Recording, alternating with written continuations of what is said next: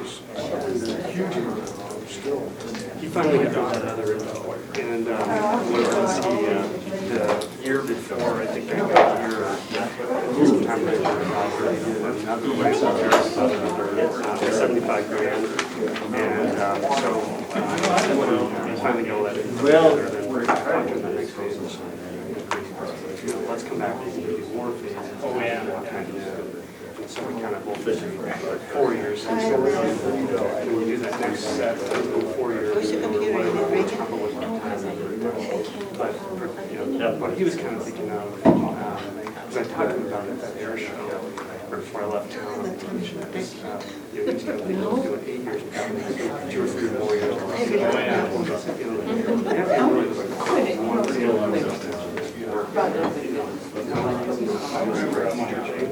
It's really got to be based on it's already.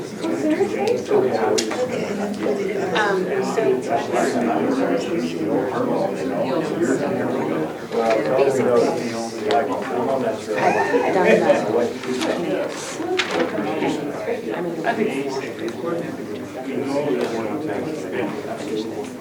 in fact, that's why I started. That's why I started 3 years ago. It'll be simple, and then I'll just need to know. So we're setting, well, they're setting the sum. Yeah, in the past, what's really done is you're big, you got a big ask, right? And I know that this is. Before I got them, Just a quick. 30 years. This would should be pretty simple. Rod's gonna have the UV equipment, and we're great. Well, there are times. I have to say this about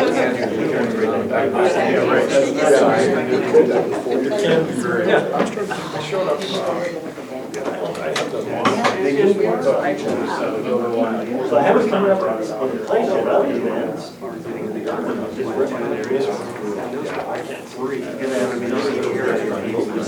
three the first time around.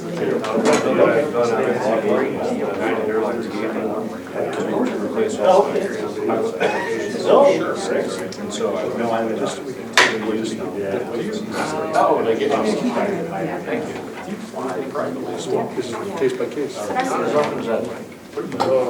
John, are you going to address this over? Is that in these? I didn't do that. Right satellite. I got a big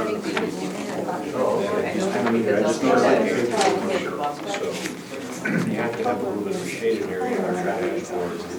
What?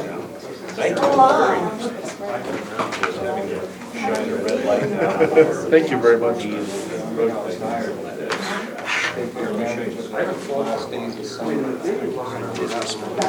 Hey, Laura, did you get that letter from the county? Well, they expire. Are we all ready to go? Is there any non-Brad? Oh. The director's report. Well, let me see it then, because I haven't even read it all the way through, and I just knew there were a couple changes. Yeah. I don't know. For better or worse, that's what the deal was here. What are you laughing I'd say better or worse, let's Yeah, finish no like that. problem. Here's the leaks. I know. You can hold around and zoom in and pick up details, and you can go into here and select different We've got features, this before, airways, this is every couple of airspace, years, that I sort think of they thing. can do it You and send this tap on out, so. something, release, and you get the information. So it's got to be a fairly stable cockpit environment. Just kind of like room test. It wouldn't be necessarily that way in F-16, for instance. It's usable, certainly for airline. And then the other one is mine.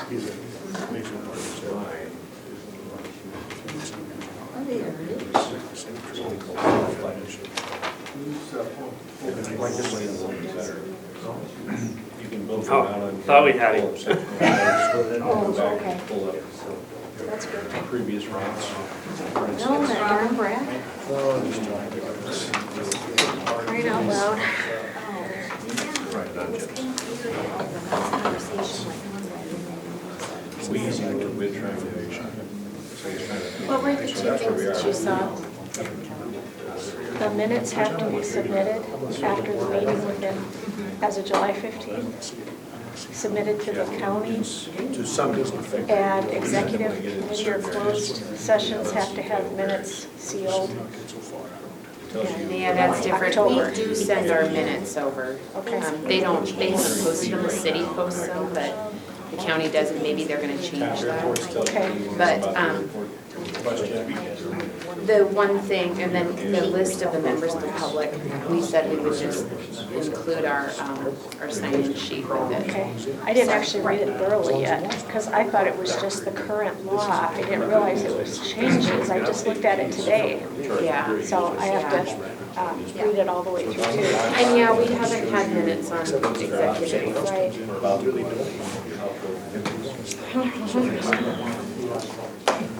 Well, guessing he's delayed. Yeah. Just get some water. Wasn't there? Exactly. Nice this is.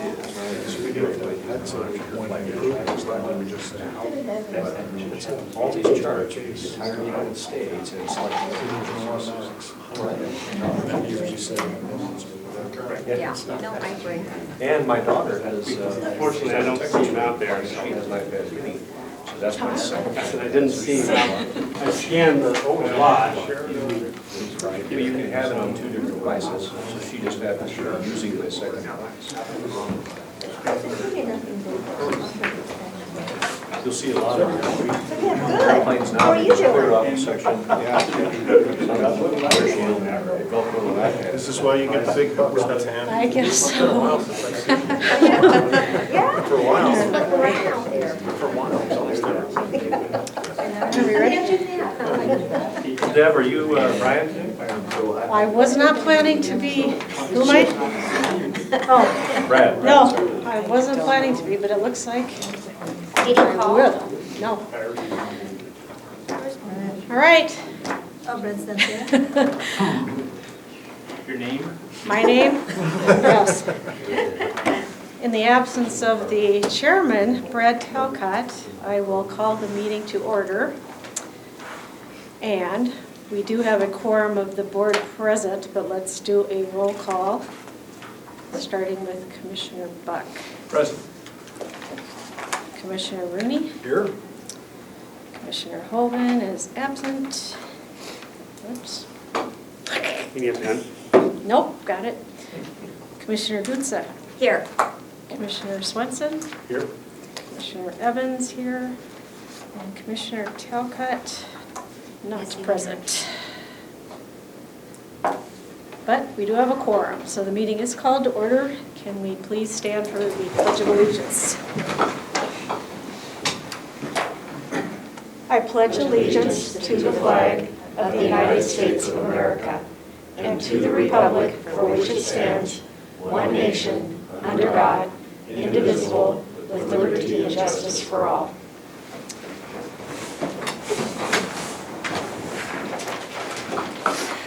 Thank you. I will state the mission and vision. The mission of the Great Falls International Airport Authority is to optimize transportation services and development in our region. The vision of the Great Falls International Airport Authority is to maximize the airport's benefit to our region. Let's see. We have consent agenda. We actually have a consent agenda A and B because as has been the case many times in the past, consent agenda B consists solely of items that are payable to Talcott Construction and have been separated for a conflict of interest reason. So I suggest that since we don't have that conflict, we can combine both into consent agenda A, which would include routine day-to-day items that require board action but do not appear to have a significant public impact. These items may be pulled from the consent agenda for separate discussion or vote by any board member. The items are approval of board meeting minutes from June 30th, 2015, approval of bylaw committee minutes from December 4th, 2014, and August 17th, 2015. June payroll checks totaling $70,089.83, and July payroll checks totaling $100,974.72, with the notation there were 3 pay periods in July. June maintenance and operations checks, series 21547 to 21600 and 21602 to 21631, totaling $307,040.19. And July maintenance and operations checks, series 21632 to 21691, totaling $275,196.77. Then we would also have maintenance and operation check to Talcott Construction, series number 21601, totaling $20,040.19. Approval of the June passenger facility charge totaling $95,000 and July passenger facility charge totaling $60,000. And finally, the financial reports for both June and July 2015.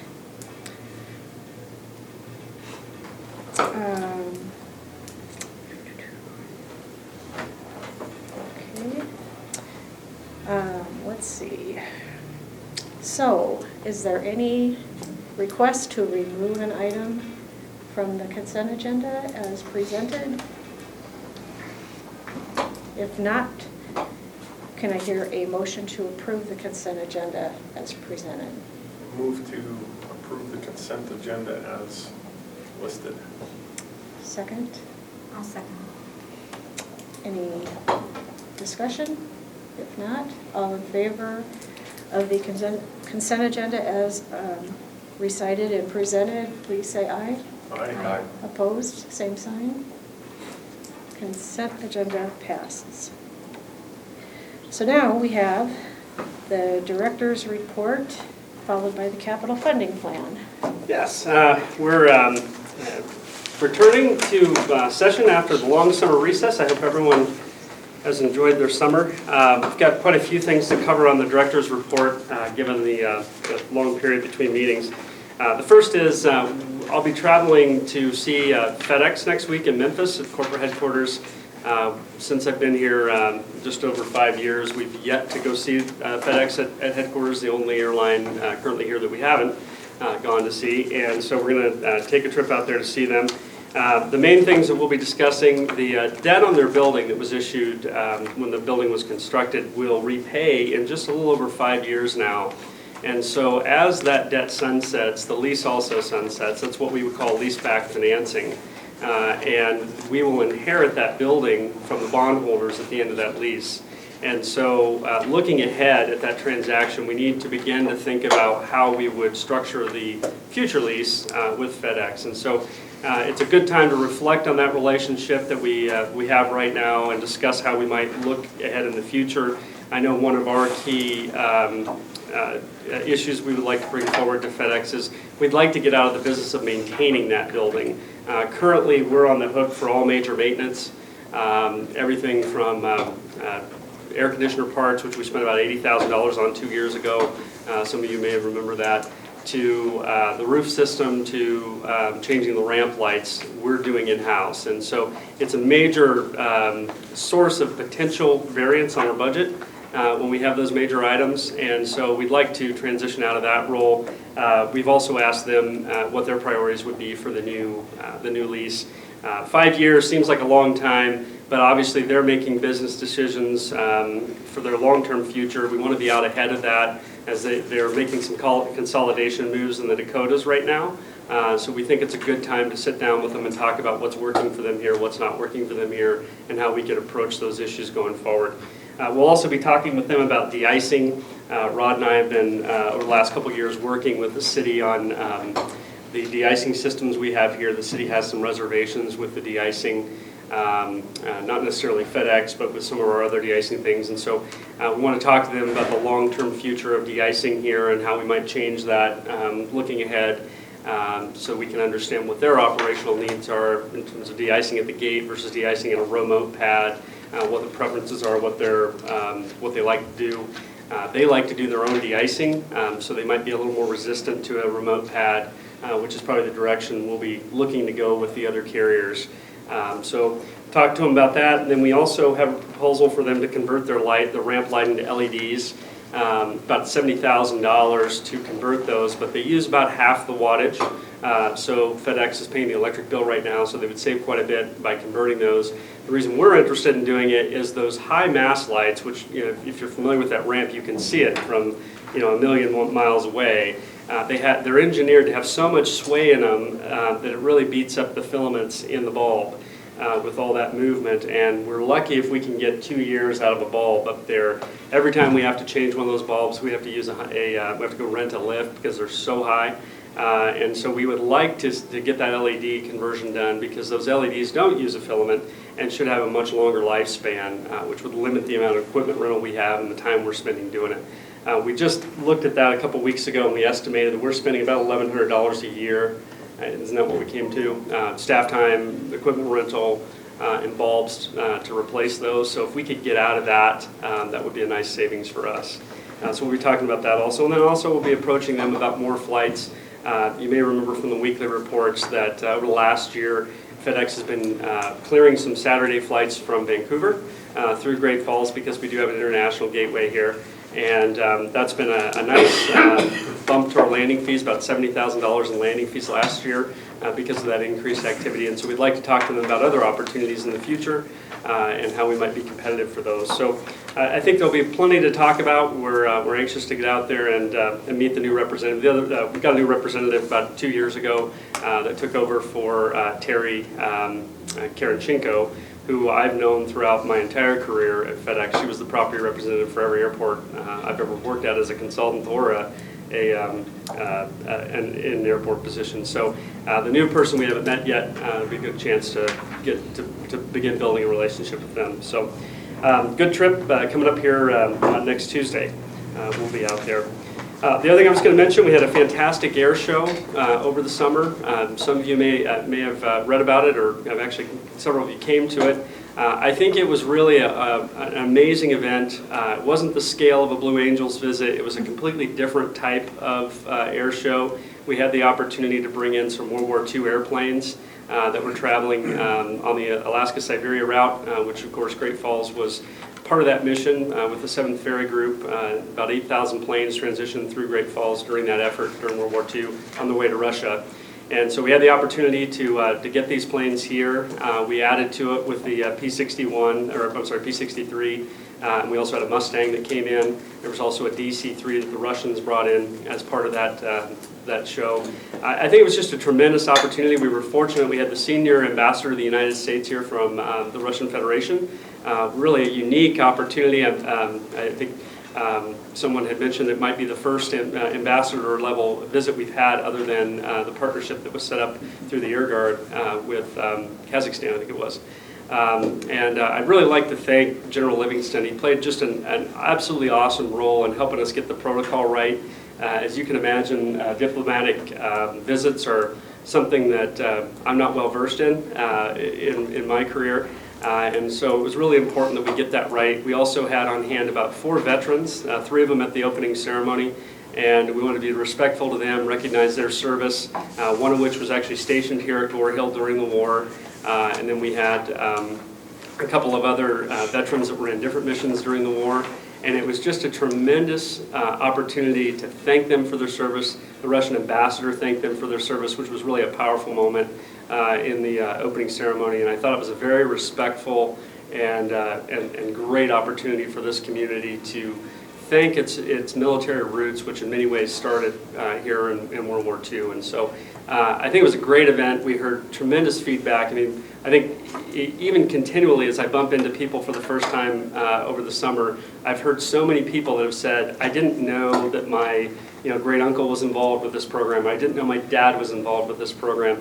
And we learned so much about our family from this. There was actually a film crew here that was able to capture all those stories and document them for an upcoming documentary that this group is filming.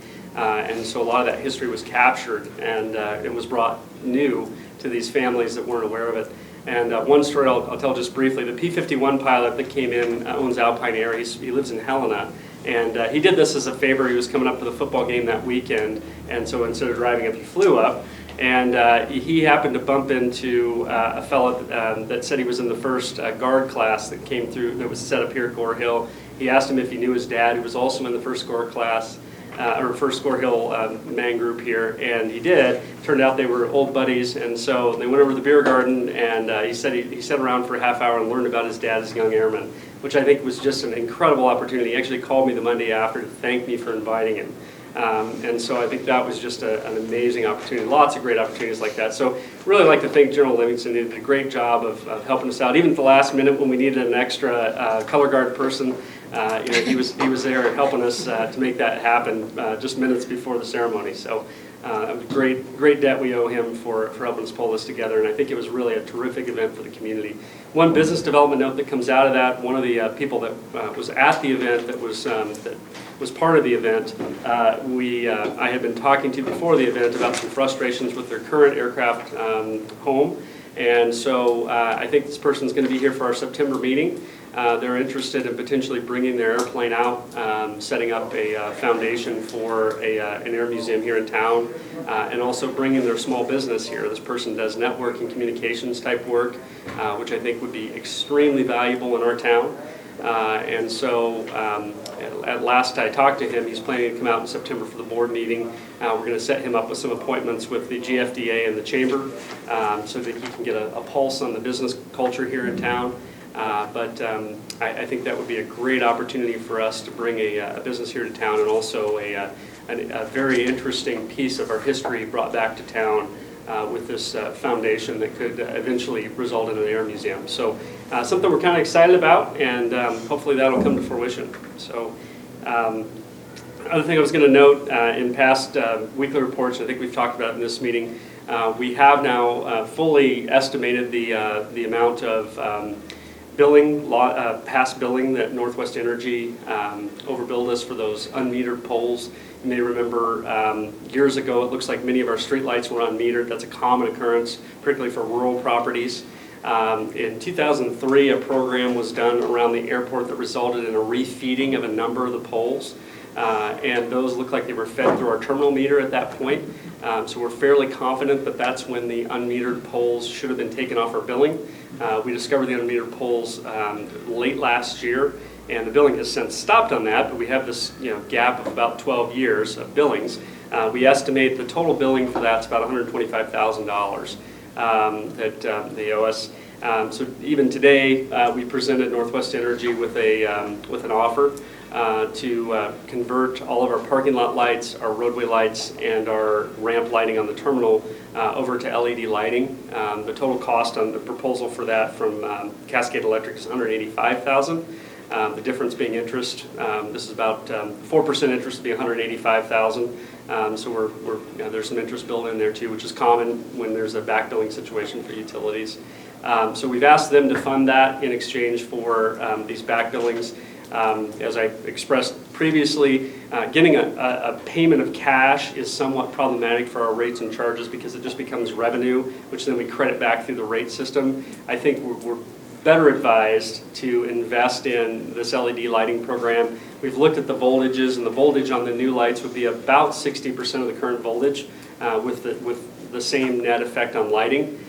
So our billings going forward, we would have a 40% reduction in all of our electric bills. You can imagine that portion of the airfield, or of the land side, and this portion of the terminal, there's quite a bit of voltage being pumped out there. So we think the net effect on this would be very positive. We think we would recover the $180,000 in billings in about 6 to 7 years, according to what we're told. In addition to that, we get the manpower savings and not having to replace those lights, because again, given our freeze thaw and also the wind action on those filaments, we don't get very long out of the bulbs that we have out there currently. So we think there's a tremendous amount of benefit to this program.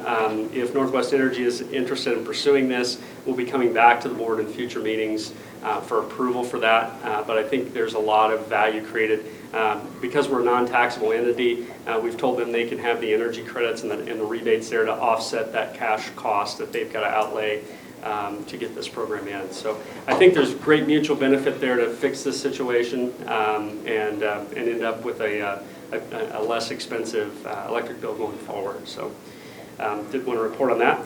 On the roadway program, as you probably saw coming in today, we've got just about everything torn up out there. It's, in some form or fashion. The program's going very well. All the terminal payments in front of the terminal here have now been completed. We've got the new exit road under construction right now. They're deep into the dirt back there, putting in the aggregate and things that will go on underneath that pavement. They're doing the curb cuts in there as we soften those hard 90s into more of a swaying road through there on the exit and make it a little more palatable for drivers as they exit the airport. You'll exit now by the air park. Once that's done, where the planes are next to Mang there. And then the toll plaza is in the next phase. So as we complete the exit road, we'll be transitioning all traffic around the terminal over onto that new road, and then we'll be closing the current exit road next to the water tower so that the toll plaza can be put out there and installed. So a couple more phases. We've got about another 45 days, I think, of construction. They're off to a great start so far. The cell phone lot's under construction behind the flag pavilion. You probably saw that coming in. It's pretty much graded out. I'm sure they'll be paving that here pretty shortly, probably the next week or two. Yeah, they'll start milling this end of this week and be paving right back behind the mill. Yep. And then you probably saw the Value Park expansion is graded out too, so they'll be paving on that probably about the same time frame. So great start to the program. The new signs are in production right now, and we'll have those in place this fall also, which that's something I'm particularly excited about. I think it'll really clean up a lot of the divergent signs we've got out there with a common look and a little bit snazzier coloring. One thing I would note on there, in the last 30 days, we did receive a letter back from the Highway Department, DOT, and they've told us they don't want us to move the rock sign out next to the road. We're trying to acquire that portion of the road anyway right now. The last city hurdle has been passed. We got through the TAC committee last week. They agreed to remove that road from the urban system. So it really resides with the state now to approve that transaction so that we can get the road back, and at which time we won't be subject to highway standards. For those of you keeping track, there are monument signs, large rock monument signs in every city right away coming into the city now. There's actually a huge one on the way into the airport in the MDOT right away. This is welcome to the airport along with the flags. Along 10th, there are plenty of things in the right of way, but apparently 3 years ago they got really strict on this policy, which has been in place for a long time, and have decided to no longer approve them. So we did write the director of DOT and asked for some type of reprieve from the policy, which we did not get. We're hoping that near the end of this project we'll have this transaction far enough along that we will be allowed to put that rock there. So something still developing, and we hope to get it in place by the end. One other thing I'll note on this project, over here next to the terminal we've got this pullout which has been repaved. When the painting crew comes back in a couple weeks to lay down paint, we're going to be putting in spots in there now. Currently people kind of park in their parallel parking style. It's generally used by law enforcement, I think, when they're out of town. We've told the law enforcement folks that that's no longer going to be the practice. We'd rather have that lot available to the public, and so eventually we want that to be an expansion of our hourly products, where we would have a metered station in there. Part of the reason for that is we have people that park overnight in the current short-term lot, which I don't know that we want to discourage. They pay quite a bit more for that. And so it's a nice revenue stream. By putting in a metered station out here, we can limit the times to 2 hours, so obviously no one will be parking overnight, they'll be ticketed. And we know those will be available for high turnover, people coming into the lot, coming into the building just for a few minutes to pick someone up or drop something off, that type of thing. So we're kind of debating right now what the revenue control system will be for that.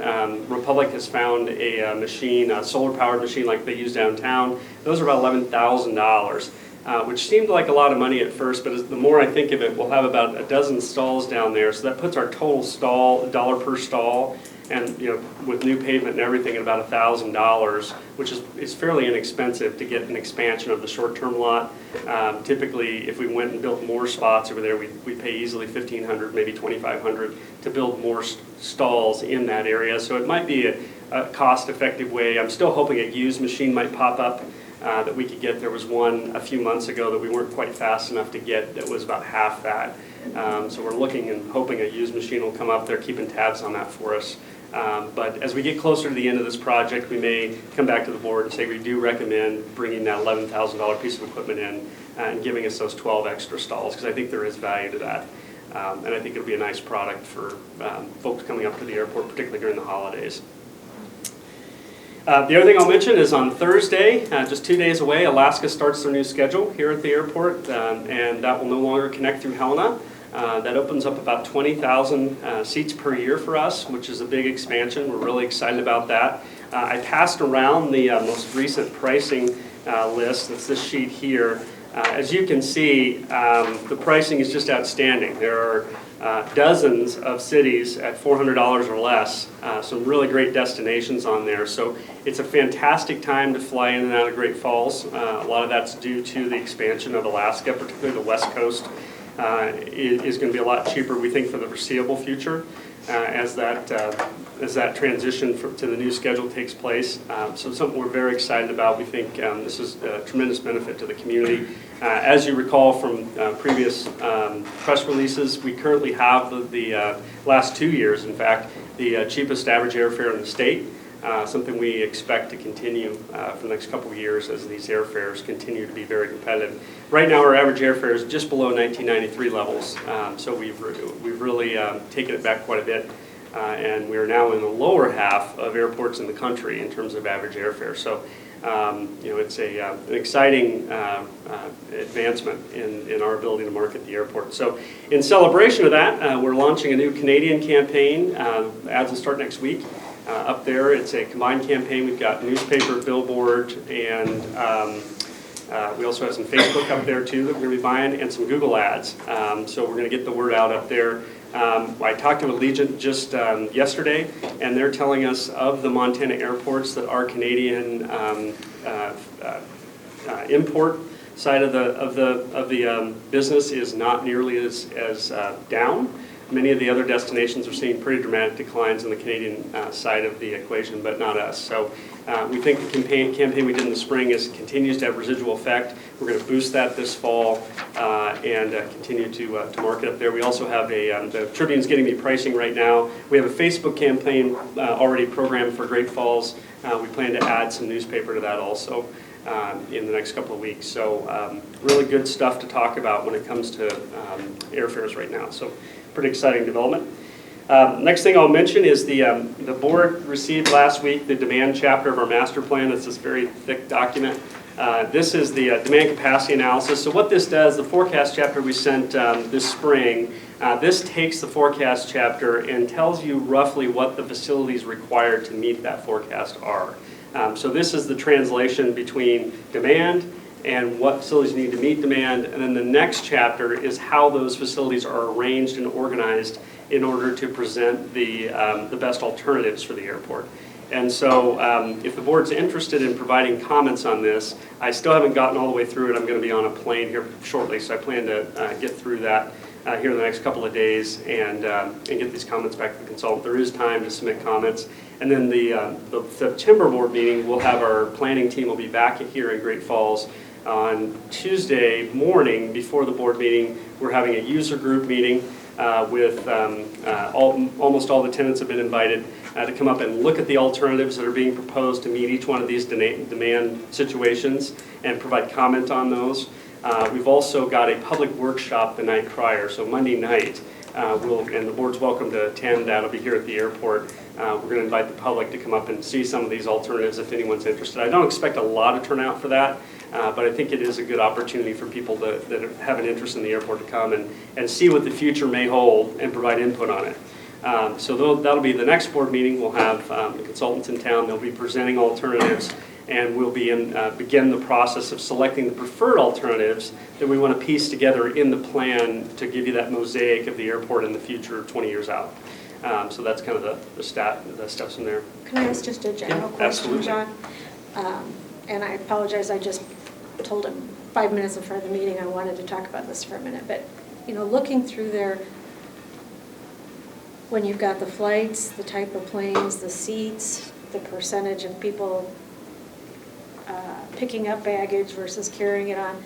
What happens, if anything, to this if there is a substantial deviation from the planning?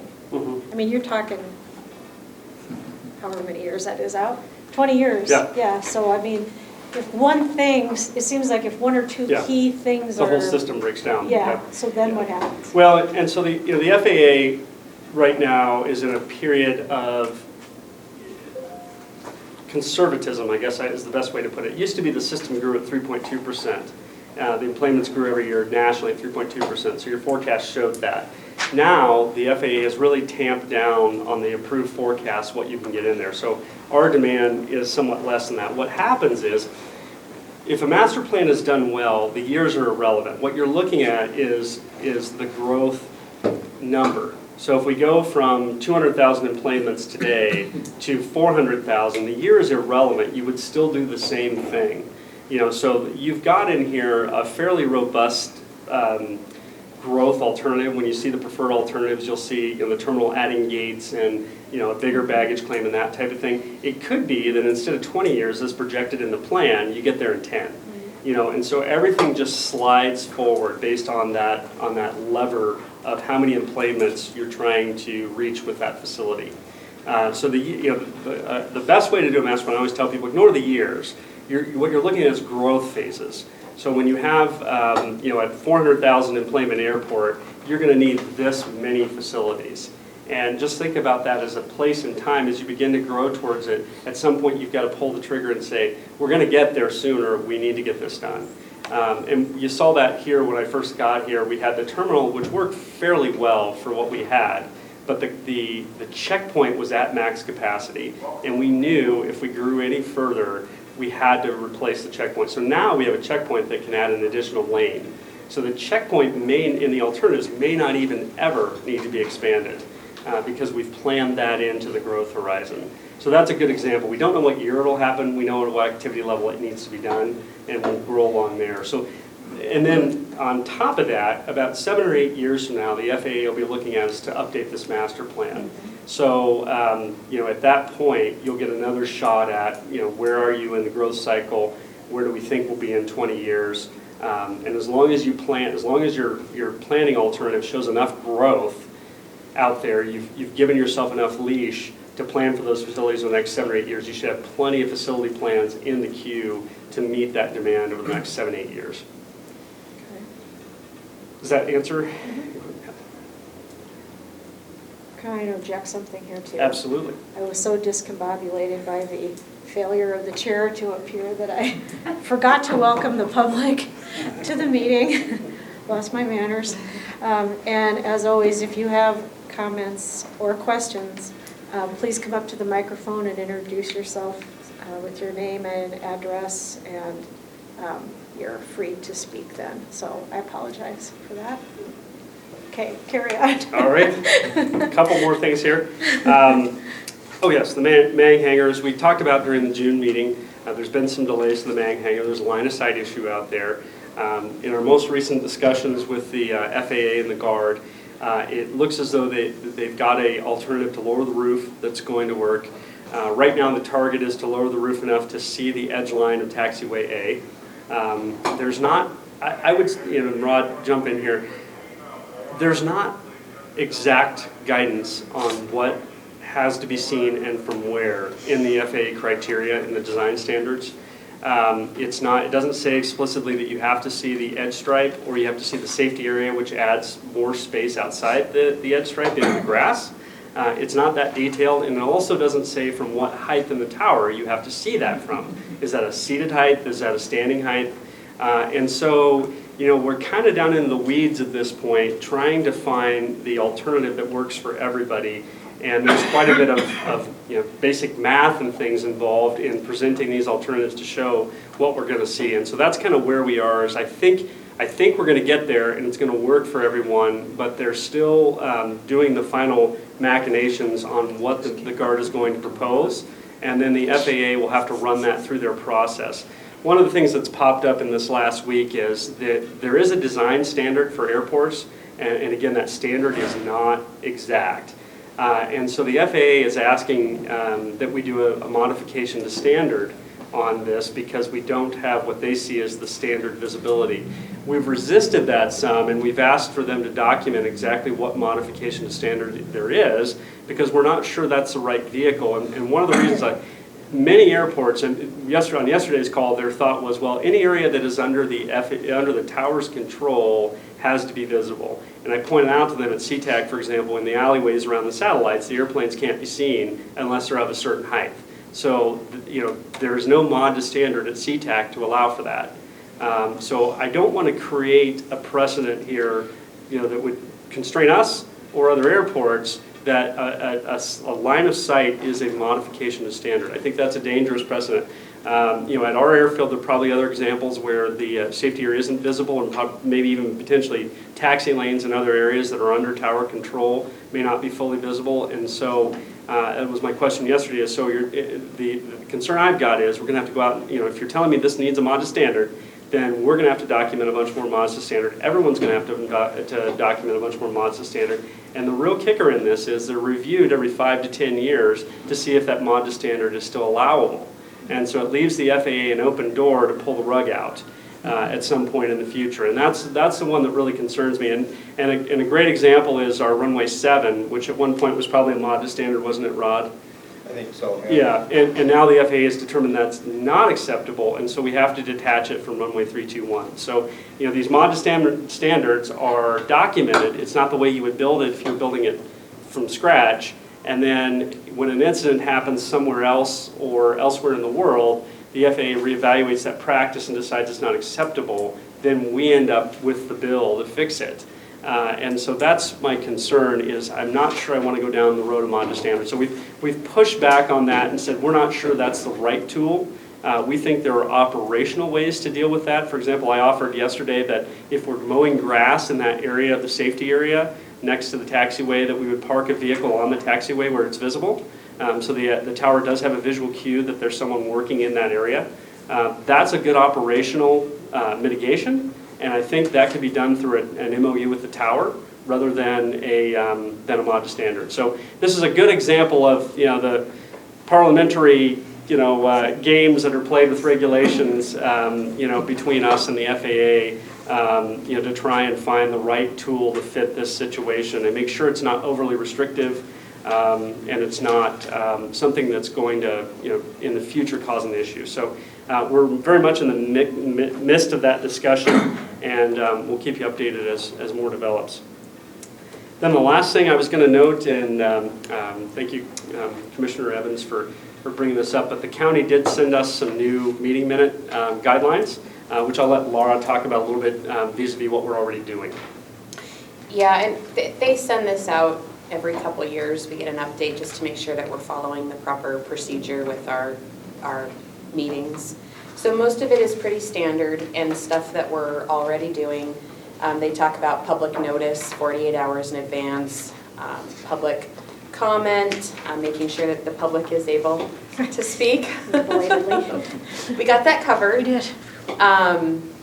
Filing of the meeting minutes, just the different things that we're already doing. The two things that probably stick out in this letter, one is very different because we haven't done this in the past, and that is that we're now required to record meetings if the board closes. And that's not till October 1st, 2015, that will go into place. But you need to have a record of those proceedings. And they recommend that you send them down to their office in a sealed envelope they would only be opened if those were requested for a variety of different reasons, but obviously it would have to be for a set purpose. So that would be something that will change with our procedures and how we handle those closed meetings. And we've just never had anything in the past. I mean, we turn the recorders off and we don't have any minutes. So, and then the other thing is just filing of the meeting minutes. We've always given them our minutes, but they want the signed copy after you guys approve them in the next meeting to go down to them. So we'll just tweak that a little bit and send it out to them after they're approved. And I think maybe we'll reach out to Mick a little and define what, minutes mean for executive committee. I mean, I think if we presented with the topics discussed would be probably the relevant way to do meeting minutes for an executive meeting as opposed to the line-by-line, approvals and that type of thing that we would get out of a normal meeting.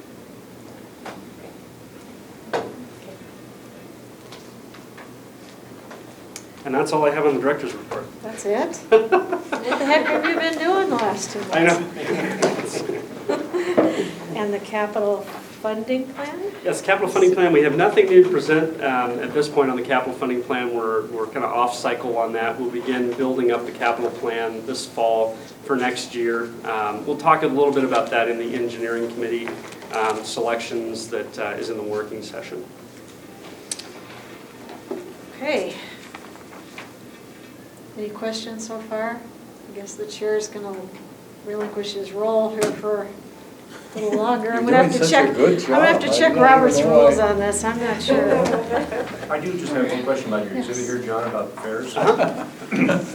I'm just wondering if maybe the column is a little out of whack on the right-hand side, because if you drop down to destination Denver and read over to the right, it says Alaska. Is Alaska actually providing service to Denver? Mm-hmm. They routinely drop a very inexpensive fare on Denver. Of course, you have to connect it through Seattle. Yeah, it's not a direct connection, but it is cheap, I gotta tell you. And I think I actually took that flight here not that long ago. I had to go down to Denver for a short, I don't remember what I was down there for. I know what it was, the routes air service conference that we ended up, there was an important meeting we had to make with one of the airlines, and so I elected to do that on short notice, and I ended up taking that connection, and it surprisingly was not that bad because it was so much cheaper. I think I got that ticket for $350, and I think Denver straight was $850 or something. That was going to be my next question. How does that compare with the express? It was a lot cheaper than the direct route. I mean, it was like half at that time, but it was a short call. It was next week I had to go, and so I grabbed that fare, and I think I came back on a Friday night, so it really wasn't any extra office time I was out. I was home at 11:30, so frankly, it was a decent connection. It wasn't the worst I've had. I'll put it that way. So this is a sampling of some of the lower fares, I would say. These are a lot of the markets that we track. We try to track what we, top 20 and 30 markets for demand out of here. And this is kind of the fodder that we use for our ads in Great Falls and in Canada, because these are the high demand markets. And so you'll see a lot of these rotating in and out of our ads as we place them in Canada in particular. So how do you get these? 2 weeks in advance for like a 5-minute window if you click on? Or, Yeah. I mean, Full moon. if there's a full moon that We day. use orbits, and I generally tell Vivian to look from 2 weeks to 5 weeks out. So these are very current fares, and these are bookable fares. And I was just talking to her before the meeting. She says these are pretty enduring too. These aren't kind of flash-in type fares that have come and gone. These have been fairly steady in most cases the last couple of weeks. The ticket I've got to Memphis is $415, $420 round trip, and Memphis is typically a very expensive market. Nashville was cheap. Really anywhere back there was $400. So they're believable fares.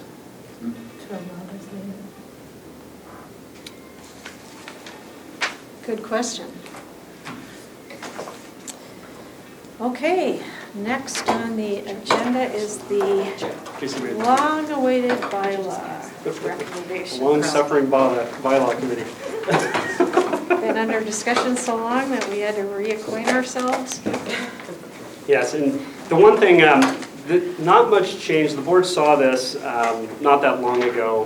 We went through it in, as it says here, in August, and most of the recommendations stayed in place throughout. We couldn't convene a meeting. If you remember, we were trying to convene a meeting with everybody there, and we couldn't get it done. All the commissioners weren't there at the same time all the way through the end of the year. And so what happened was JC fell off the committee as he left the board, and then Commissioner Hoven was added sometime this spring. And so it took us a couple months to catch up to the cycle again to get everybody back up to speed. The one thing I would note in the changes we've made here, which again have not really changed since the August meeting, at the last time we discussed this in the spring, the board expressed an interest in having 2-year appointments for the chair and vice chair.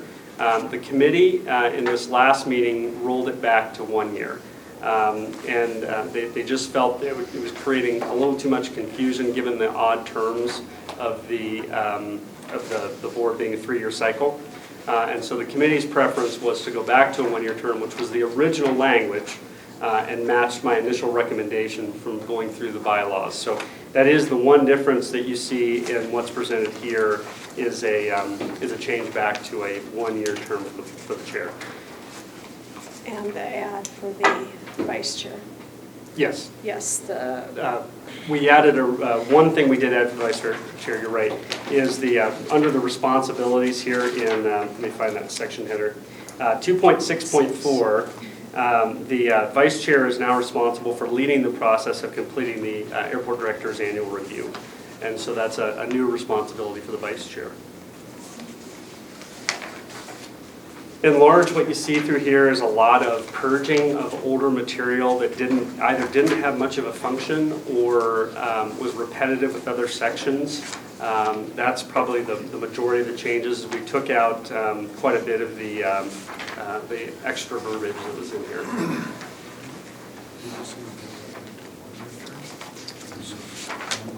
I think the last time we saw this, did we also see the policies too? Yes. Yes. Yeah. That was a request, I think, back at the August meeting, is that we would go back and add the policies. Oh, right. Okay. So, The changes I'm looking at on this one says she'll serve 2 year, 1 2-year term. And they struck out the 1-year term, but I thought you said we rolled it back to a 1-year term. Yeah, that was at the last meeting that we just had last week. They want to go back to a 1-year term. So it's not in this. Yeah, this is the changes that you had back in August. Okay. That was the one, does it still say that? Yeah, 2.6. Oh, maybe I might have missed that. 2.4. Yep. Oh, that's a good catch, you missed that. yeah, yeah.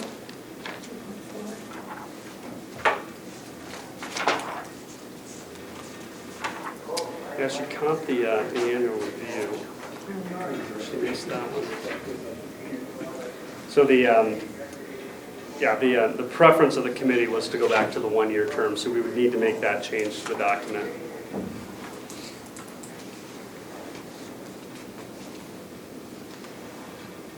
Way to go, Commissioner Swenson. You had something there, huh? Crossing Is that your what you Ts found and out dotting reading? your Is. Yeah, yeah. So, any other questions or comments?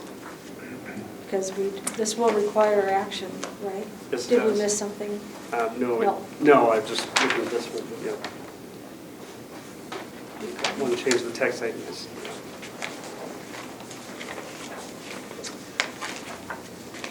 Okay, so let's see, I sort of forgot how this typically works. Is this recommended via committee, or are we looking for a motion? I mean, it would be, pardon? I need a motion. Needing a motion, okay. The bylaw review committee, which was then Commissioner Holden, Commissioner Gutza, and me. That was the bylaw committee. So we are recommending these as presented with the one change that's been suggested. Caught. We approve the recommendation of the bylaws. I'll second. Second? Any comments or questions on the motion? It's been made and seconded? Good job. It's almost time to do it again. Yeah. Should be easy. There's a reason why it hasn't been done for a long time. Thank you. Any other comments, questions? It was meaningful work though, because we read these quite often. Actually, it turns out we have had to the last, I feel like I've had to. I'm sure you have. I'm glad somebody did that. Okay, so it's been moved and seconded to accept the bylaw and related policy revisions as proposed by the bylaw revision committee. All those in favor, please indicate by saying aye. Aye. Any opposed, same sign? Yay. We need Motion's petty passed. cane. Yes, woo! Yes, that is a relief. Okay, next on the agenda is the Holman contract extension. Yes, in previous couple of meetings, we've been talking about some work that Holman Aviation is doing over on the ramp area. As we've said in the past, largely their ramp consisted of old World War II pavements that are beyond their useful life, and so remediation techniques have been used to extend the life of those. In the last couple of years, Holman Aviation has repaired several areas. As you note in this memo, we've added one area that back from 2011, there was an area next to their ramp, or next to their building, that was repaired for a cost about $75,000. That was not previously in the memo. Holman Aviation sent us some information about that project from a few years ago. In addition to that, they're making a repair even now of another area adjacent to the Homeland Security hangar, and that'll be about $150,000 repair. Same type of repair where we're going to use that strong base down below and then cap it with an asphalt cap, at least a 10-year life, hopefully a 20-year life if we're lucky, or somewhere in between. And so over the last few years, they've spent about $225,000 to remediate those old pavements. And the airport director does agree that that is a substantial amount of money, and we ought to extend the lease, recognizing the improvement to the public facilities out there. And in the last couple of weeks, as Dwight and I have talked about it, we believe that the best thing to do is to put a 4-year extension out there now. He has a continuing plan for the next 2 to 3 years to repair some additional areas, and then we would bring that back to the board several years down the road when that program's complete, and again look for another contract extension. So our recommendation today is for a 4-year extension to the lease, extending the term to 2041, and then again we would look at it again in a few years when more of the area has been reinvested in.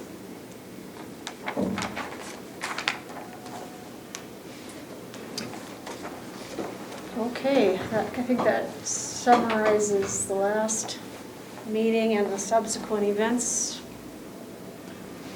There's no automatic, there's no commitment on our part. He's going to go ahead and do these over the next few years, and then we'll just look at it. Whether we do or don't is irrelevant as far as him doing them. Yeah, I mean, generally speaking, he's not the only tenant that will have reinvestment needs over the years, and obviously, we want to see those tenants reinvest in their facilities, and so I think the best practice for us, and frankly the best practice most airports, is as these areas are available for renovation, or as these renovation funds are put in place, that we look to that reinvestment as an opportunity to extend the lease. And so that's what we've been talking about the last couple of years, is these payments are getting older. This will be, we've got fuel facilities that are getting older, and that'll be another point at which we've got to talk about the reinvestment of the tenants and the reinvestment of the airport. And as those reinvestments are made, we think the best practice is to offer lease extensions to allow them to amortize those costs. The FAA's guidance generally tells us we want to encourage reinvestment and development, and that the lease term is an appropriate way to do that, and that lease terms should allow the tenant the opportunity to amortize their investment over that period and recover their investment costs.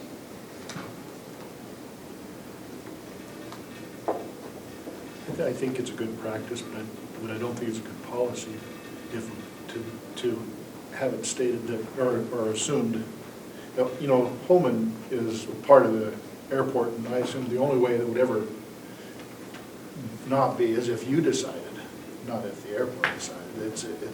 It's a part of this, but we may come up in a situation sometime where somebody wants to extend a lease that we don't really want to extend, and so they put a bunch of money into their thing and expect a extension when we don't want to give one. And the FAA allows for that. As we master plan different areas, if the proper way to do it is if there, for instance, is an area at one of our tenant sites that we want to change the use in the future, we should denote that on the master plan, and that's the clear indication that as that lease sunsets, we would likely convert that use. If we have other uses for properties, the ones I'm thinking of right now are the car condos. One day that lease will approach its end. And would we extend that lease? I mean, if I was asked today, I couldn't recommend it. We really need that area for parking at some point in the future. And so, I think those are good examples of, as the tenant looks at those future investments, the board's got to evaluate it and rely on the staff recommendation to determine if it's a good use of our extensions to do that or not. One of the other tenants might have a scheme that they've cooked up that we don't agree with, and they may want to put a lot of money into it, and that would be another good time for us to say, we don't think that's a viable extension of your services, and so we can't offer an extension for that. The FAA allows for us to provide that kind of feedback, and they look to the airport to set its own land use policies and be consistent with those, or denote why we're not being consistent with those. And I haven't read in our policies, does it say that we don't have a policy that says we will give an extension? We don't. And There's I no would, contractual obligation either. no, there's no contractual. Precedence is all we have. Right, yep, that's right. Yeah. And sometimes a policy is a good idea if it says something like that if you want if you want a guaranteed extension of your lease by investment, it has to be pre-approved. That a actual investment in your property doesn't guarantee. It will be looked at, but it's not guaranteed. And in Colorado Springs, we made an effort to try and develop a policy like that, but it immediately hit shortcomings. And I can tell you, for instance, think about a $500,000 reinvestment of a tenant in one business may mean a lot more to an airport than a $500,000 in another. The other question is how much underlying acreage is affected. For in this case, this is a portion of the Holman lease, a small portion relatively, of the Holman lease, which is a much larger area. So if we were to say a $300,000 reinvestment, you're guaranteed 5 years, that means a lot more to Holman Aviation than it would to a tenant that has one building on a small parcel. So as much as it sounds like the right thing to do to develop a policy like that, immediately after we had our policy, we began deconstructing the policy. Because the only way, like many things, artificial intelligence only gets you so far. A lot of times the best thing to do is to have a qualified staff making a good recommendation that's evaluated by a board. And that's what I would really recommend in these situations, because there's no way to anticipate the variables that are going to come to you with each one of these deals in a policy.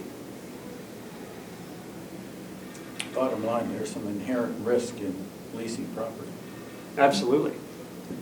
This is the downside of leasing property is, and the other thing too, I would say is, it's also perilous to tie the hands of future boards. Because you don't know what you'll be up against in those periods, and you wouldn't want to inadvertently allow extensions on a parcel we need for something else, for example, 10 years from now. Could also work to our advantage. If somebody who's leasing property does a capital improvement and then goes out of business, then you have the benefit of that improvement. Free capital improvement. After you get done with their creditors. The last time we had this discussion, really, I think it centered around the length of the extension. But Dwight, do you have anything to add to this from the last discussion? I followed up with John on this, and he visited with me about the dynamics of much of what he's repeated again today, and it made a lot of sense to me. John has explained to me our responsibility in maintaining the ramp, maintaining the ground, if you will. And certainly that has an advantage to us, but it isn't something that we own. We don't own the ramps. We have the privilege of leasing those. And then that lease is very well detailed in a very lengthy document between our business and the airport authority, which I do believe there are some clauses in there that the airport authority could exercise at some point. Having said that, my motivation for asking for the lease extension helps with us in managing our debt. And you can just imagine that working with our financial institution, it's very difficult on land that we don't own.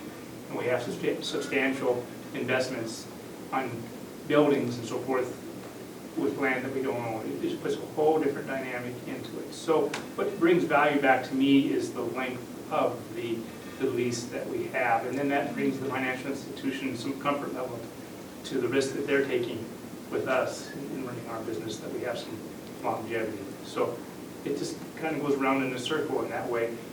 And as I look forward, I see, as John says, what we're talking about today is a very small segment of our total leasehold. It is the highest priority because it's still that 40s. 75-year-old Yeah. tarmac out there. But I see the rest of our leasehold in the state that needs maintenance, not rehabilitation so much as this does, but just general maintenance. And so I can see that investment very clearly, and John has asked me to continue to make these investments over the years as we can afford to do that, and then revisit the subject again if I feel so inclined to ask for a lease extension again.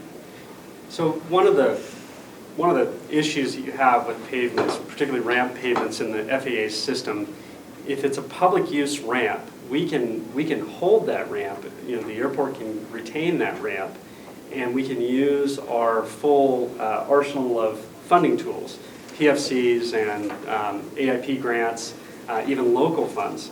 Where the problem comes in with that is if it's not common use ramp, if you can't, as an average person, pull up and park there without a fee or being beholden to get fuel from one particular contractor, then you don't fulfill the public use requirement of those funding sources. And so it becomes problematic because the FAA, and we've had some issues with past projects right before I got here, some PFCs that the FAA has it's been a burr in their saddle a little bit on some of the pavements we use those on because they're not readily public available assets. And so your choice is either between trying to maintain those ramps as public use and allowing the public to use them, which kind of restricts what the FBO can do with them and what control they have over them, versus allowing the FBO to lease the space, in which case the investment becomes their responsibility, and any of our money, our non-grant and PFC money that we invest, we have to show we're making a return on. If they use their private money, obviously, they're allowed to do whatever they want with that ramp because it's exclusively leased area. So you've got this kind of trade-off. In the FAA, one of the areas they've gotten engaged in more and more is this public use ramp. In fact, I was just hearing, I think you and I were in the same meeting, I was just hearing of an airport in the state that's being audited for that because they did use some federal funds on a ramp in a place where it's not practical for the public to use it. It's one tenant's ramp, and so now they're facing scrutiny and the possibility of having to repay those funds out of their own airport funds in order to recoup those dollars. And so, it's a serious business that does come up around these reinvestment type of things. And so, that's why we've reached the end of the useful life on some of these pavements, and now the relationship has to change some because the old pavements didn't have any funding requirements on them. They were built by the DoD, and there were no grant assurances. There was nothing that required us to do anything in particular with them. Now we're in a new funding environment with the modern funding tools, and they're limited. So we have to get that message out to the tenants that this next go-around, we're going to have to change that relationship somewhat in order to get these things rebuilt. So we have a recommendation from the director at this point. You're going to need a motion and a second. And then we'll have further discussion if there is going to be some. I move to approve the recommendation as noted. Second. Okay, it's been moved and seconded to approve the staff recommendation extending Holman Aviation's lease for 4 years to May 31st, 2041.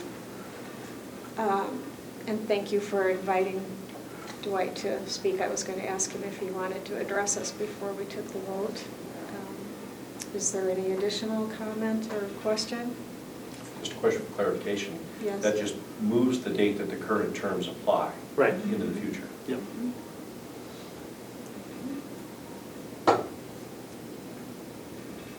If there's no additional discussion, all those in favor of the motion, please respond by saying aye. Aye. Any opposed, same sign. Motion passes. At that point, the underlying payment will be almost 100 years old. Then we need the Guarantee that confetti. we'll be around to see the termination of this case. I just feel inclined to make one more comment. Sure. Chairman, it Acting says chairman. Talcott, but Yeah. I think wiser of that. In our lease with the airport authority, this does not tie the lease rates, guarantee the lease rates. The airport authority can adjust the lease rates at any time that they choose per the guidelines for the terms of the lease. So even though we're extending the date, it doesn't do anything on the rates and charges that are established today, because they can change them through the normal process at any time. You're not suggesting that, are Now that the assets are valuable. A lot of these decisions come down to money, and it doesn't affect the money. you? Well, I think your explanation on how the financing works does. Yeah, that did make sense. That helped a lot. How far out do they like to see numbers? They're very comfortable with 25 to 30 years. And it more so goes to the buildings themselves that have great value to them, as opposed to investment in the asphalt.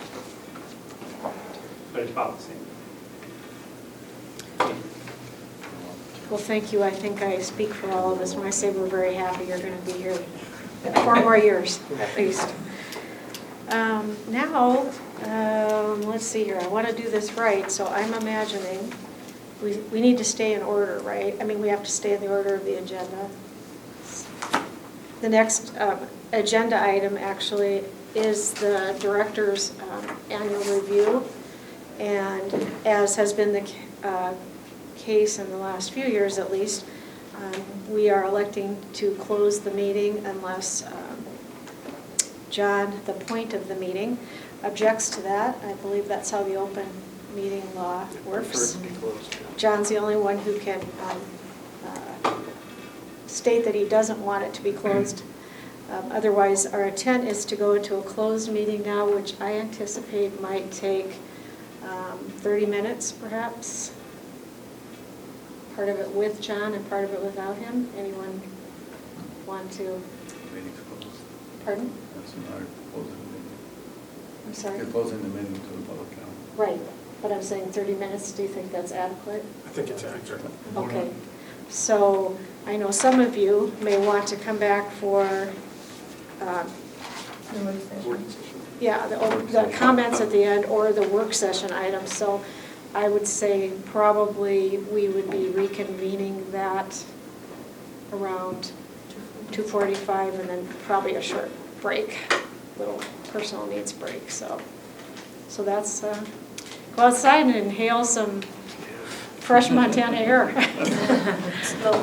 Smoke, yes, thank you. So That's a good John, I excuse for you to suppose you leave just for go good now. linger somewhere and come and get you back. Oh, is that what you Probably- want? Yeah, we want a Yep. few minutes together just Yeah, sure, I'll to just bring the go group up sit to down. order. Yep. Yeah, or up to speed, I should say. Are you rejoining us?